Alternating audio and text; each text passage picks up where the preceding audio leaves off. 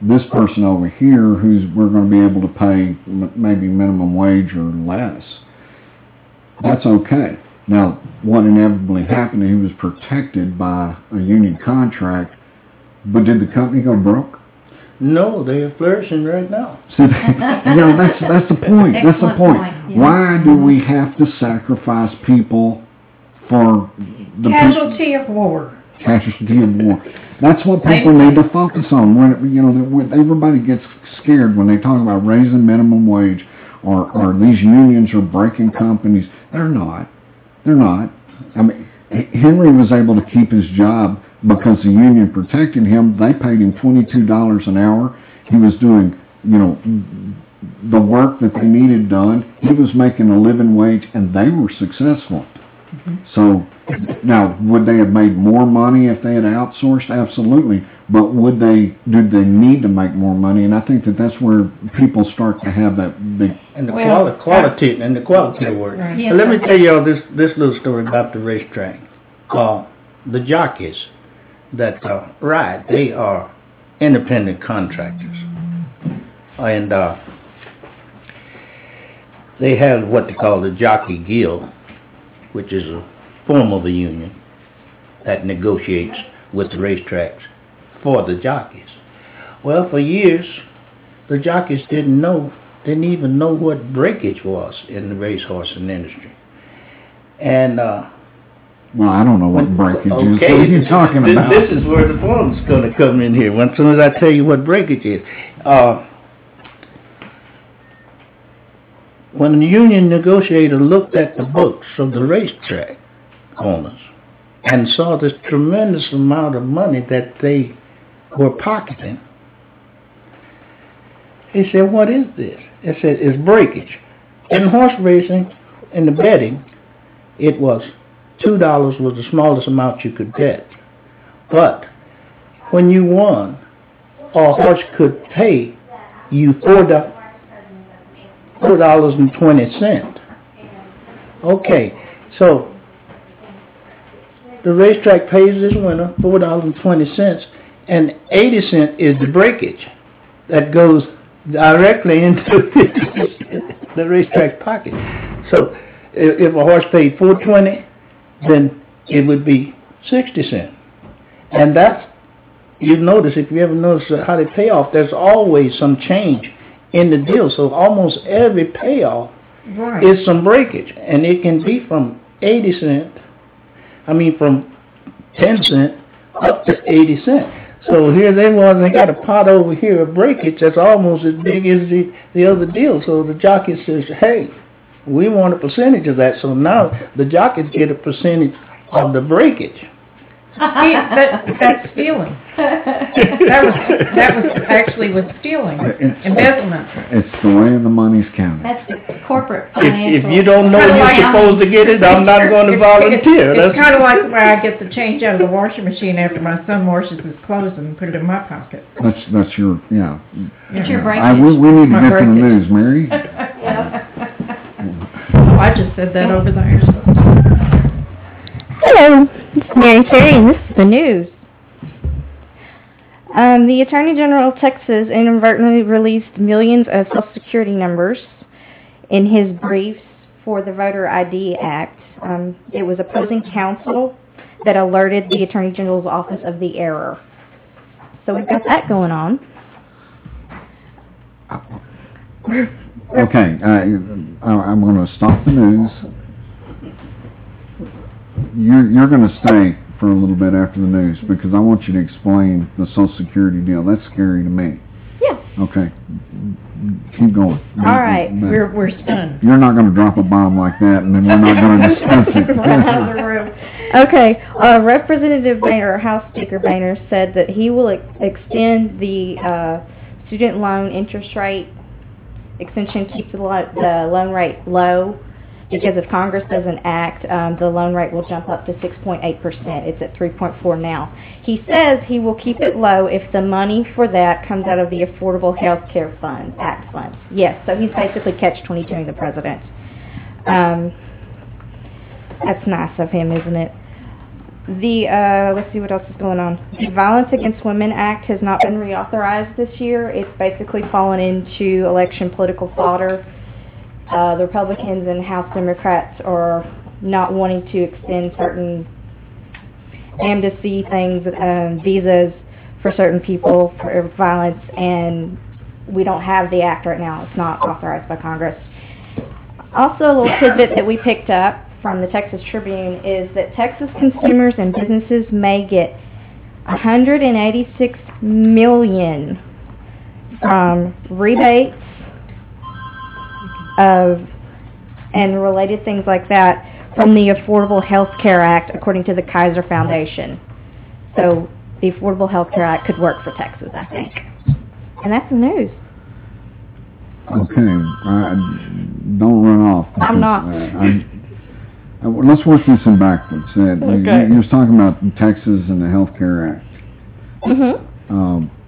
$186 million in rebates and business credits and things like that they would get from health insurers. And so how does that, if it's coming through the state, then it's going to be delivered by the state? Well, isn't the AG suing right now, so we won't have the Affordable Health Care Act in Texas? Well, I just don't understand that process. 186 million. Yes. And then are we going to see benefit from that, or where is it going to go? I mean, the businesses, I'm guessing this would be small businesses. Small businesses defined by who? I'm not exactly sure. I'll get some more info on it, but it would be $186 million. I mean, because we've got a weird small business definition. We do. When you define small business as somebody that employs less than 500 people, Right. That's not the mom and pop shop. Right. You can make over $8 I think million. that what happens in a lot of this is they Oh, really? bend that definition one way or the other, depending on what point they want to make. Okay. Well, we're going to do some research on that. I want to look into where that money goes, who's really getting the money, and is it really going to impact a person? I would hope it would be persons. Well, I'd like to come down to, I'd like to know, who's going to benefit from that, because if it's money that's sent down to help people, but it end up helping the small business, quote unquote, fatten their bottom line. That's not very much money, is it? No. Wow. All right. Well, With look. our budget crisis in the state of Texas, we'll be happy to get Yeah, anything. yeah. Even that $3 million that the governor needs to pay us back for his security. Okay. Well, all right. Let's move. I want to talk a little bit about the student loan, Okay, yes. because you're talking about student loans going from 3.4 to 6.8. 8% in interest. Doubling. Doubling completely. We can get better interest rates buying a car. Yeah. And we're Student talking loan about debt. the education of our future here. Yeah, the student loan debt surpasses credit card debt. It surpassed credit card debt last year, as in total. It's in the trillion dollars. Okay, is there a problem? Are students not paying back their loans? They are, but they're paying it back at a really slow pace. I'll give you an example. I have a little sister, and she works with me at the bookstore. She is sort of using her degree in lit. She's paying whatever she can a month. I mean, little bitty chunks, because she lives paycheck to paycheck. We were promised all these great jobs, and we don't have them right now. You've got kids with degrees who are working as baristas or, at McDonald's, and we're paying back what we can.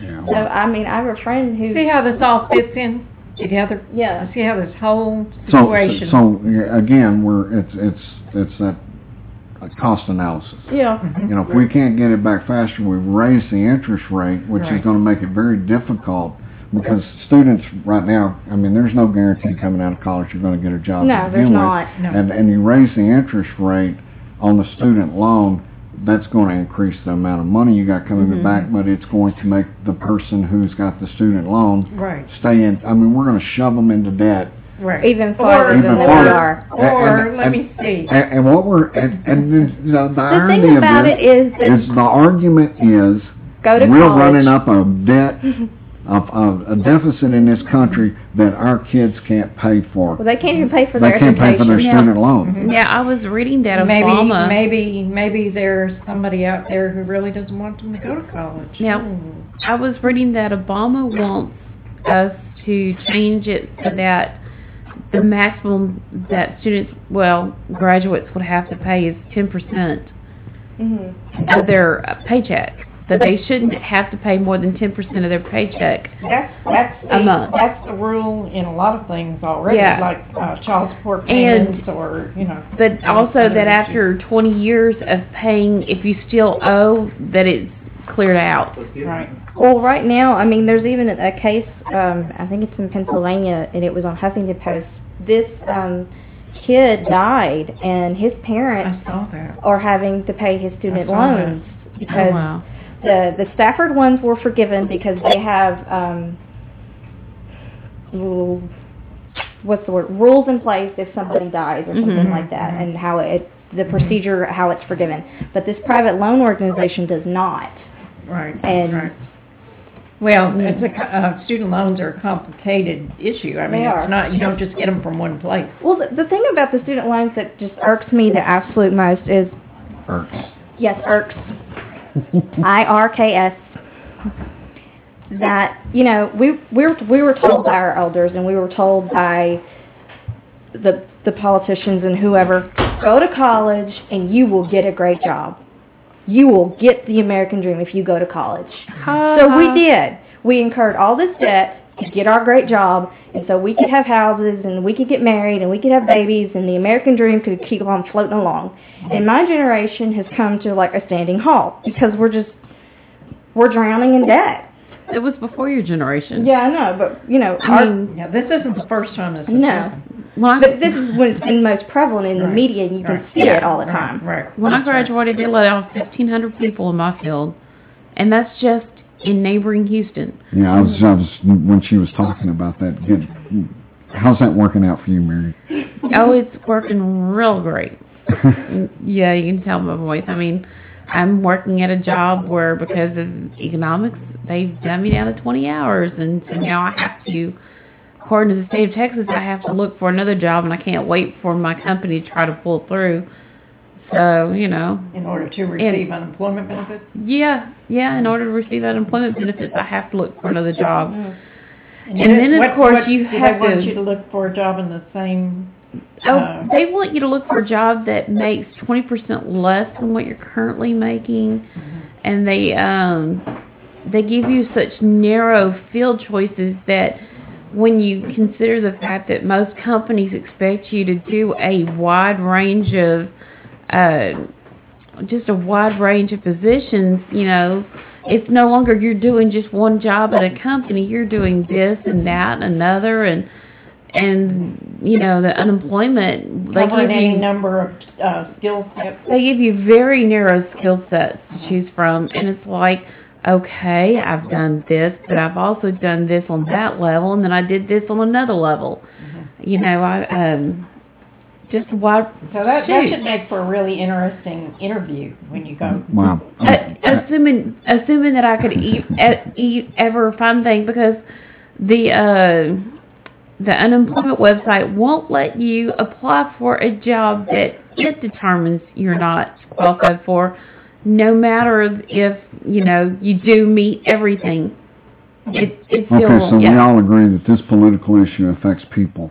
It does. A decision made up there comes down, and it is certainly affecting the future of this country. I mean, we want an educated society. We're going to have to. We've got very educated baristas. And we're not talking about. We do. We have one that's a CPA. We're not talking about